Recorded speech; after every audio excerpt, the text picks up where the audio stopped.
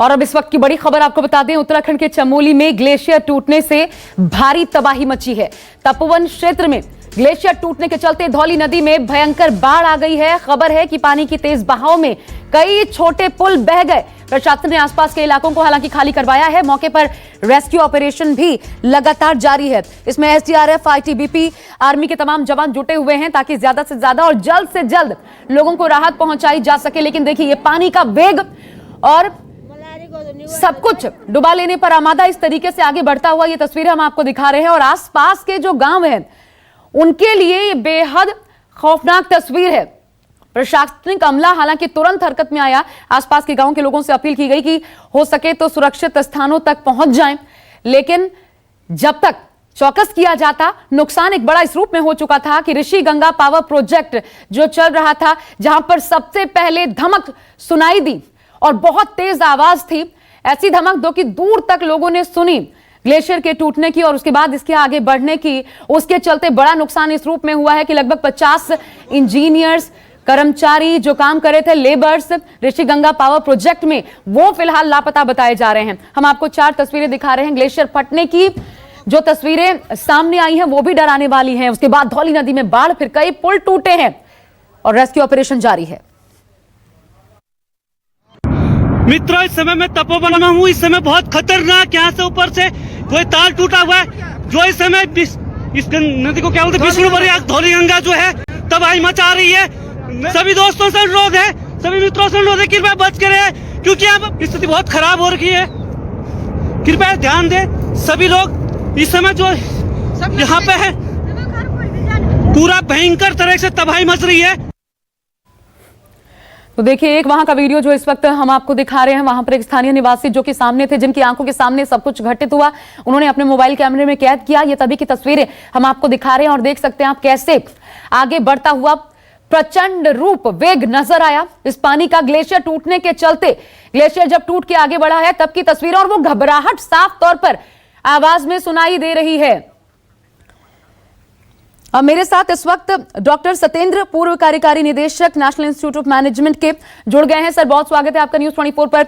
लेकिन सबसे पहले आपसे समझना चाहती हूं, ये अभी तक आप क्या समझ पाए हैं, कितना विकराल है ये, कितनी बड़ी तबाही हो सकती है? सर देखिए, 2013 में इस तरह का एक आया था तो उससे भी काफी तबाही मची थी। हम लोगों को सावधान रहने की जरूरत है। लेकिन मैं कहना चाहूंगा कि अभी चूंकि काफी परिवर्तन हो चुका है और हम लोगों ने एसडीआरएफ है, एनडीआरएफ है, कम्युनिकेशन सिस्टम भी काफी अलर्ट हैं अभी, तो इससे कंट्रोल थोड़ा हम लोग कर पाएंगे इसको। और जान माल का मेरे ख्याल में कम से कम नुकसान होना चाहिए, क्योंकि इवैक्यूएशन के लिए भी एनडीआरएफ, एसडीआरएफ की जो बटालियंस हैं वो पहुंच चुकी हैं और वो लोग इसको करेंगे, इस कार्य को, जो कि इवैक्यूएशन का कार्य है। लेकिन थोड़ा सा सावधानी बरतने की जरूरत है कि इस तरह के जो प्रोजेक्ट हैं उन पर हम लोगों को थोड़ा सा डिजास्टर इम्पैक्ट का जो एक इवैल्यूएशन होता है वो जरूरी है, तो उसको भी सरकार आगे से ध्यान दे। इसके लिए जो 2013 के जो लेसन्स लर्न्ड हैं उससे हमको सीखने की जरूरत है कि किस तरह से हम इस तरह की तबाही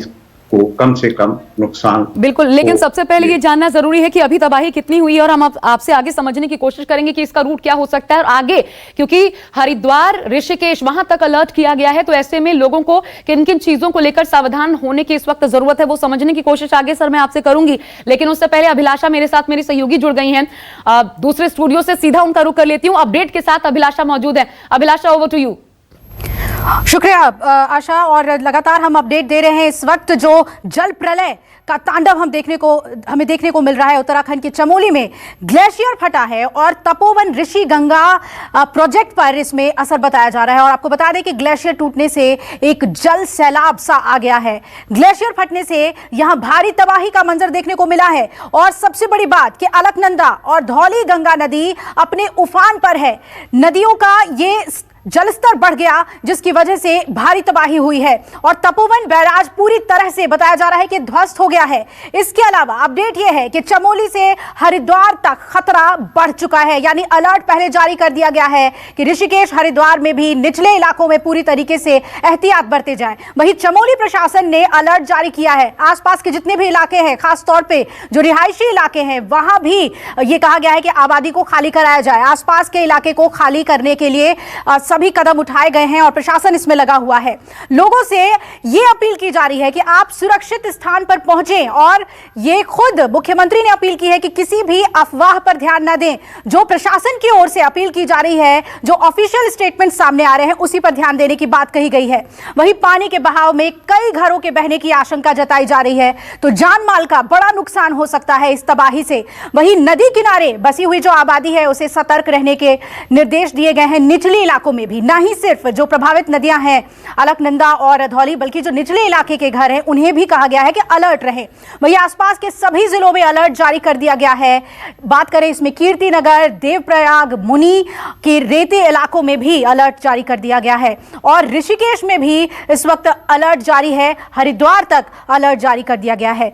अब जो पूरा फोकस है वो है कि किस तरह से रेस्क्यू को सफल बनाया जाए। एसडीआरएफ की टीम मौके पर पहुंची हुई है। बड़े पैमाने पर राहत और बचाव कार्य जारी है और उत्तराखंड सरकार ने हेल्पलाइन नंबर भी जारी कर दिया है। आपको बता दें वो हेल्पलाइन नंबर है 1070 और साथ ही 955-744-4486। इस पर आप जानकारी ले सकते हैं।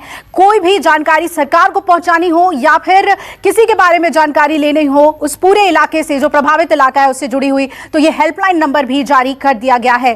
तो चमोली में इस जल प्रलय को लेकर इस वक्त ये अपडेट है। आशा, शुक्रिया आपका अभिलाषा। आते रहेंगे अपडेट के लिए आपके पास। मेरे साथ इस वक्त प्रोफेसर संतोष कुमार जी भी जुड़ गए हैं, विशेषज्ञ आपदा प्रबंधन, नेशनल इंस्टीट्यूट ऑफ मैनेजमेंट के। सर, आपसे भी समझना चाहूंगी, सबसे पहले तो यही समझाइए जो पूरे रूट पे और जिस प्रचंड वेग के साथ ये आगे बढ़ा है, ये कितना चुनौतीपूर्ण है अभी हालात को संभालने के लिए। हालांकि एसडीआरएफ, एनडीआरएफ, आईटीबीपी, आर्मी, तमाम एजेंसियां लगी हुई हैं, लेकिन अभी ये कितना चुनौतीपूर्ण है और कैसे संभलेगा? देखिए, ये निश्चित रूप से बड़ी दुर्घटना है और जिस तरीके से, जिस प्रकार से इसका वेग है और खास करके ऊंचाई है, दोनों चीजें इसमें सम्मिलित है। ऊंचाई से अब लॉन्च हुआ और उसके बाद नीचे टूटता हुआ सारा पानी और मलबा लेके नीचे आ रहा है, तो इसके फोर्स जैसे जैसे जाएंगे धीरे धीरे बढ़ता जाएगा। तो चुनौती तो बड़ी विषम है। अभी 3 घंटे हुए हैं और जो आसपास के इलाकों में, जो सबसे खास करके नदियों के आसपास के इलाकों में जो लोग रहते हैं, क्योंकि एक मलबा दूसरे मलबे को डिस्टर्ब करेगा, उसको एडिशनल फोर्स मिलता जाएगा जैसे जैसे नीचे पानी उतरेगा। तो एक बड़ी भयावह स्थिति है और ऐसे में रेस्क्यू ऑपरेशन तुरंत लाना बहुत मुश्किल होगा। अभी इवैक्यूएशन पॉसिबल है और search and rescue operation carry out करना अभी at this point of time थोड़ी मुश्किलात आएंगी, क्योंकि एक तो असेसमेंट करना और एक डिजास्टर ये खत्म नहीं हुआ, ये तो अभी कंटिन्यूअम में है और स्टार्ट है। तो इसका जब ये विराम होगा या जहां पर पानी रुकेगा, अभी फ्लडिंग भी होगी, तो इस तरह से अभी एक बड़ी विषम परिस्थिति है। मलबों का रूप भी बड़ा अलग होगा, पेड़ों भी होंगे, पत्थर भी होंगे, डस्ट भी होगा और साथ साथ जो मकान टूटेंगे रास्ते में उसके भी मलबे होंगे। तो ये अभी स्थिति, ये कहना कि तुरंत सर्च एंड रेस्क्यू ऑपरेशन करना, ऑल्दो सिचुएशन दिया गया, सारी चीजें अलर्ट पे ला दी गई हैं और एनडीआरएफ और एसडीआरएफ की फोर्सेस, लोकल फोर्सेस तैनाती हो जी, सरकार दे रही है, उसको ध्यान देने की जरूरत है। इस समय कई तरह के अफवाह होंगे, लोग आपस में ही बात करके थोड़ी 10 बात को 100 बात भी कह सकते हैं, क्योंकि अनुमान सभी लगा रहे हैं। लेकिन सबसे अच्छी बात होगी कि लोग जो सरकार की तरफ से लगातार सूचना दी जा रही है उस पर भरोसा करके और संयम रख के और जो सूचना दी जा रही है उसके हिसाब से कार्रवाई करें, क्योंकि सरकारी एजेंसियां उत्तराखंड में खास करके केदारनाथ गढ़ के बाद काफी तैयारियां हुई हैं, तो एक कॉन्फिडेंस रखना चाहिए स्थानीय प्रशासन पे। ठीक है सर, मैं वापस आपके पास आऊं उससे पहले एक जरूरी इन्फॉर्मेशन इस वक्त जो अपने दर्शकों को बता दें, उत्तराखंड पुलिस की तरफ से जो जारी की गई है कि अगर प्रभावित क्षेत्र में फंसे हैं तो उन तमाम नागरिकों के लिए किसी तरह की मदद की जरूरत है तो आपदा परिचालन केंद्र जो है उसके नंबर बाकायदा जो लगातार न्यूज 24 भी दिखा रहा है 1070 और 112, इन नंबर्स पर डायल करने के लिए कहा गया है। संपर्क कीजिए अगर कहीं पर फंसे हुए हैं प्रभावित क्षेत्र में तो। और इसके अलावा लगातार अपडेट किया जा रहा है, तो इन हेल्पलाइन नंबर से मदद मिल सकती है वहां पर लोगों को। लेकिन मैं आपसे ये समझना चाहती हूँ सर, आपने कहा कि निचले अब इलाकों में जैसे जैसे ये जाएगा और यही कारण है कि इस आवेग को समझते हुए ऋषिकेश, हरिद्वार तक अलर्ट किया गया है, लेकिन ऊपर वाले जो इलाके हैं जहां से ये अचानक से ग्लेशियर आया और हमने देखा वहां पर ऋषि गंगा प्रोजेक्ट वहां पर काम चल रहा था। 50 इंजीनियर्स, लेबर्स जो कि इस वक्त लापता बताए जा रहे हैं। तो ऊपरी इलाकों में जो लोग फंसे हो सकते हैं, उस नुकसान को एक तो कैसे आंक कर जल्द से जल्द राहत पहुंचाई जा सकती है, वहां पर स्थिर अभी समझा जा सकता है कि माहौल स्थिर होगा। सकते हैं और उसके जो दूरस्थ स्थान है वहां से, जो साइट से अलग के जो स्थान है वहां से स्थानीय सूचना प्राप्त की जा सकती है। तो दो का भी इम्पोर्टेंट होगा सूचनाएं इकट्ठा करना।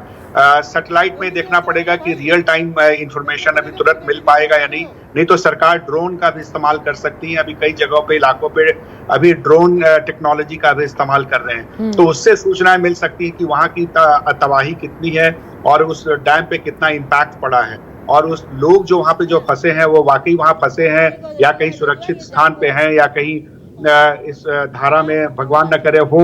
लेकिन इस तरह की सूचनाएं इकट्ठा करना तुरंत जो अभी इम्पैक्ट हुआ है, हालांकि 3 घंटे हुए हैं, मैं वही बात कर रहा हूं कि 3 घंटे इस तरह के व्यापक आपदाओं के लिए और उसके लिए थोड़ा कम होता है अभी, क्योंकि ऊपर से फ्लो बहुत हाई है और फ्लो हाई होने के कारण अभी जितने भी डैमेजेस हो रहे हैं, अभी ये प्रोसेस चल रहा है। तो इस ऑन गोइंग प्रोसेस में पता नहीं चल रहा है कि अभी कितना एक आंकलन किया जा सकता है। तो बेस्ट पार्ट ये है कि ऊपर के इंफॉर्मेशन को कलेक्ट करें सैटेलाइट और ड्रोन के से, एंड स्थानीय जो वहां पे जितने सूचना तंत्र अवेलेबल हैं उनसे ले। दूसरी जो बात है, डाउन द स्ट्रीम में लोगों को ये सूचना देकर सरकार खाली करा रही है, तो उसमें जनता जरूर सहयोग करें। बिना उनके सहयोग से ये संभव नहीं हो पाएगा इतने बड़े इवैक्यूएशन को लेकर डाउन द स्ट्रीम पे जो लोग हैं। डॉक्टर सत्येंद्र भी हमारे साथ मौजूद हैं। सर, पहले ही आपने सबसे पहले यही जिक्र किया, 2013 की यादें एकदम से ताजा हो जाती हैं और जिसका जिक्र आपने किया, लेकिन मैं ये समझना चाहती हूँ आपसे, क्या ये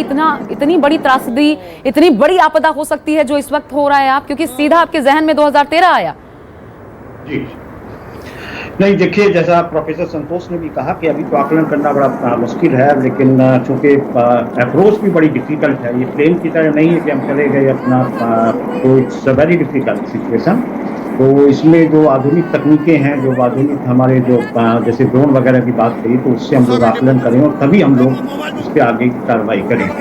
तो मेरा कहना ये होगा कि इसमें चूंकि अभी तो तबाही चल ही रही है, लेकिन सभी अलर्ट सभी लोगों को कर दिया गया है। Evacuation should be the first priority now, कि हम लोग कैसे जो कि हमारे जो इलाके जो कि खतरनाक इलाके हैं जहाँ पे इसकी पहुँच जा सकती है, और चूंकि फ्लो बड़ा तेज है, तो इसमें evacuation should be the first priority. और इवैक्यूएशन के लिए हमारी जो हेलीकॉप्टर्स हैं या दूसरे इस तरह के संसाधन हैं, उन्हीं से मदद पहुँच सकती है, उन्हीं से हम लोग इसको कम कर सकते हैं। तो अभी तो स्थिति हम कुछ इसमें अभी कुछ कहना बड़ा मुश्किल है, लेकिन आकलन जो है वो साइंटिफिक जो ड्रोन वगैरह हैं उनसे हम लोग किया जा सकता है। I think that will be the right approach. बहुत सारे इलाकों का संपर्क सर टूट गया है, ऐसे में कई लोग जो हो सकता है कहीं फंसे हो, कोई माध्यम ना हो, संपर्क ना हो पा रहा हो, तरीका क्या होता है बचने का?